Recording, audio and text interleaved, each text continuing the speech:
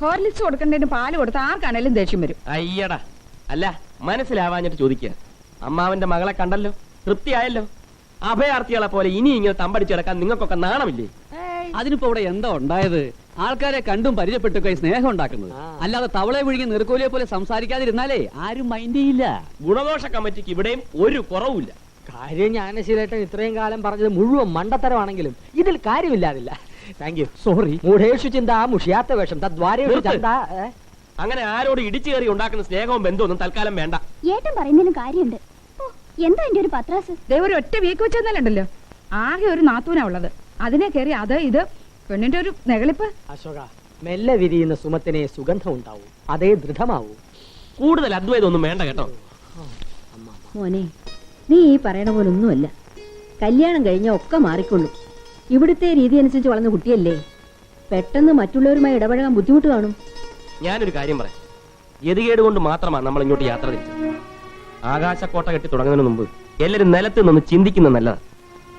ആരാന്റെ പറമ്പിലെ പുല്ല് കണ്ടിട്ട് നമ്മുടെ വീട്ടിൽ പശുവിനെ വളർത്തരുത്. പുല്ല് ആരാന്റെ പറമ്പിൽ തന്നെ.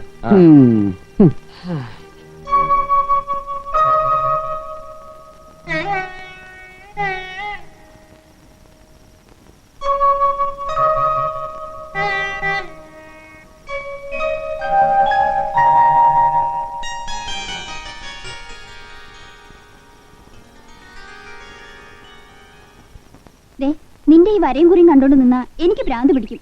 എന്നോട് ആരും പറഞ്ഞു നിൽക്കാൻ? I am leaving. ഇപ്പൊ തന്നെ ഡാഡി ടെൻഷൻ ആയിട്ടുണ്ടാവും. Okay, see you tomorrow. Okay, bye. By.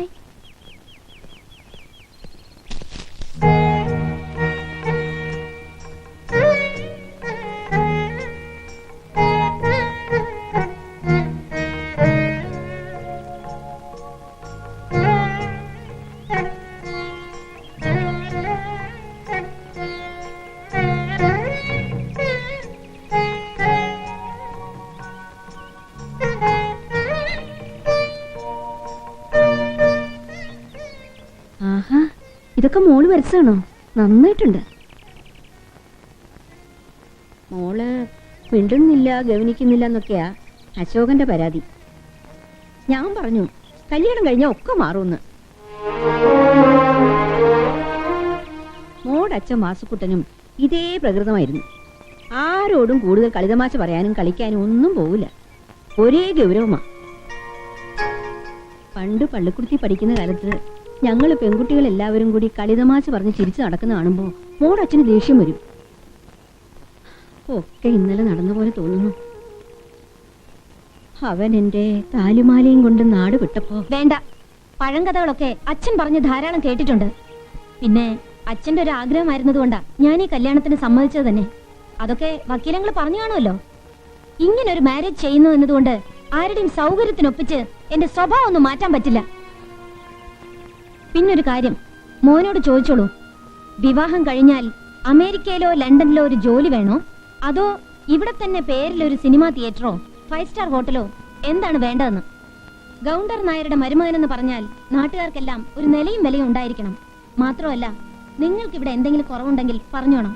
അല്ലാതെ ബന്ധത്തിന്റെ പേരും പറഞ്ഞ് എന്നെ നന്നാക്കാൻ ഇങ്ങോട്ട് പോരണ്ട.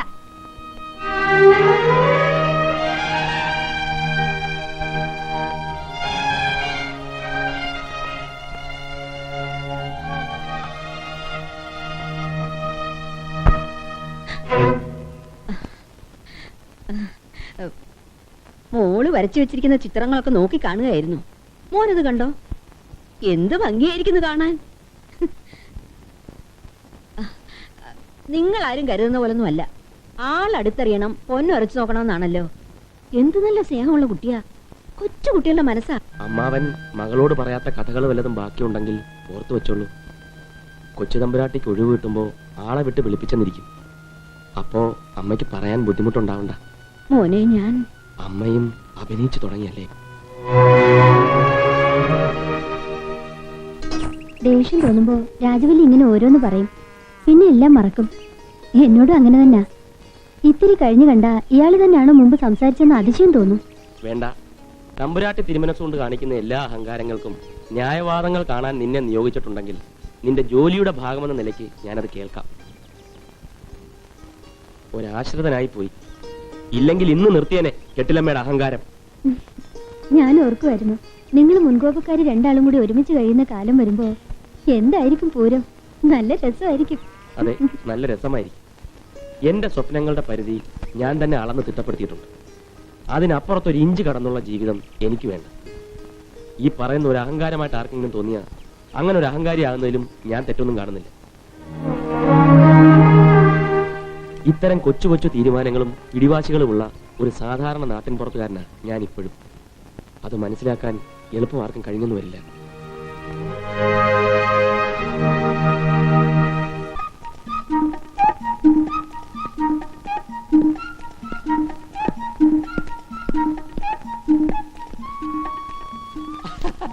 അളിയത് ഞാനാ. അയ്യോ, ഇതെന്ത് വേഷം? മേളിലിരുന്ന് ഒരു പഴയ പെട്ടി കുത്തി പൊളിച്ചപ്പോ കിട്ടിയതാ. നിറച്ച് കോട്ട് ഉരുപ്പുണ്ട്. അളിയമണ ഒരെണ്ണം ഫിറ്റ് ചെയ്തോ. നമ്മുടെ അന്തസ് നിലർത്തണ്ടേ. അന്ന് പോലീസിന്റെ ഇടി മാല പൊട്ടിച്ച പോലീസൊക്കെ ഇവിടെ ഇരിക്കട്ടെ.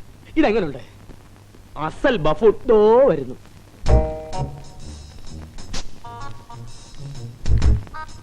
അളിയ ഇതെങ്ങനെയുണ്ട്? ഇങ്ങോട്ട് മാറാം. നമ്മുടെ കുടുംബത്തിന്റെ അന്തസ്സും അഭിമാനവും ഞാൻ കാത്തു സൂക്ഷിക്കളിയ. ഞാനും. അളിയെ നിഷ്പക്ഷമായിട്ട് പറ, എങ്ങനുണ്ട്? കൊള്ളാം. ഈനാം പേച്ചിക്ക് മരപ്പട്ടി കൂട്ട്. വെച്ചതാ.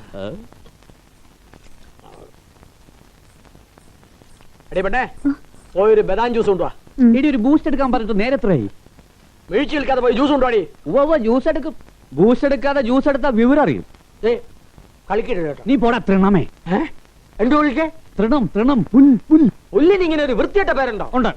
താനിട്ടതല്ലേ? അതെ, ഞാനിട്ടതാ. ഈ പുല്ലാണോ മരമാണോ പറഞ്ഞ അനുസരിക്കുന്ന ഇപ്പൊ അറിയാം. പോയി ജ്യൂസ് കൊണ്ടുവാടി. പോയി ബൂസ്റ്റ് കൊണ്ടുപാടി. എടീ, ഞാൻ പറഞ്ഞ അനുസരിക്കുന്നോ ഇയാള് പറഞ്ഞ അനുസരിക്കുന്നോ എന്ന് എനിക്ക് ഇപ്പൊ അറിയണം. എടേ, ഞാൻ പറഞ്ഞ അനുസരിക്കുന്നു അതോ ഇവൻ പറഞ്ഞ അനുസരിക്കുന്നു എനിക്ക് ഇപ്പൊ അറിയണം. പോയി ജ്യൂസ് കൊണ്ടുവാടി. പോയി ബൂസ്റ്റ് എടുത്തോണ്ട് പാടി. പോയി ജ്യൂസ് കൊണ്ടുവാടി. ബൂസ്റ്റ് എടുത്തോണ്ട് പാടി. പോയി ജ്യൂസ് കൊണ്ടുവാടി. എന്തോന്നാ ഇത്? നേരെ വെളുത്തപ്പോ തൊട്ട് ഒരു പെങ്കൊച്ചിനെ കൊണ്ടുള്ള ജോലി ഇല്ലേ ജയിക്കുന്നോ? കൊണ്ടുപോടുന്ന മോൾ ഈ ജോലിയൊന്നും ചെയ്യണ്ട. ഇനി പോരും വാ. എന്റെ ഈ കാലിന് ഭയങ്കര വേദന. ഒന്ന് തടയി തരുമോ? അവിടെ ഇരിക്കേ. ആ അതെ, ഇവിടെ അവിടെ തന്നെ. ഓ, ഒന്ന് അമർത്തി തടവടി വെച്ചേ.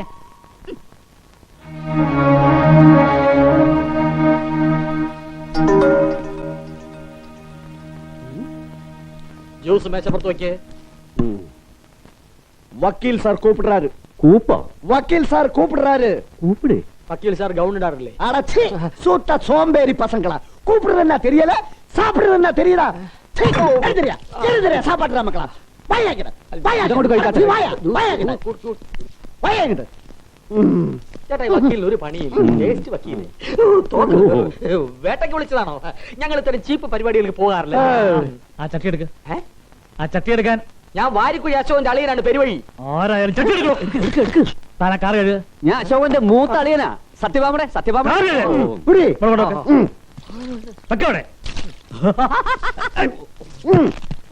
തനിക്ക് ബൂസ്റ്റ് വേണം. എനിക്ക് ബദാം ജ്യൂസാ. എനിക്കാണ് ബൂസ്റ്റ്. ആദ്യം മേലണെങ്കിൽ പണിയെടുക്കാൻ പഠിക്കണോ. ഒരു മുടിഞ്ഞ ഏർപ്പാടായി പോയി. എന്താ പറഞ്ഞേ? ഞാൻ ഇവിടെ പറഞ്ഞു. എടുക്കടാ ചട്ടി. ബൂസ്റ്റ് വേണം അല്ലേ? പണിയെടുക്കണോ. இந்தா, எழு. അതല്ല ഇത് എടുക്കാം. വലിയ പാട്.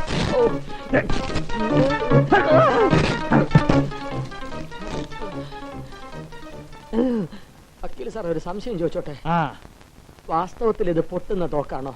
വാസ്തവത്തിൽ പൊട്ടുന്ന തോക്കാണോ? പൊട്ടി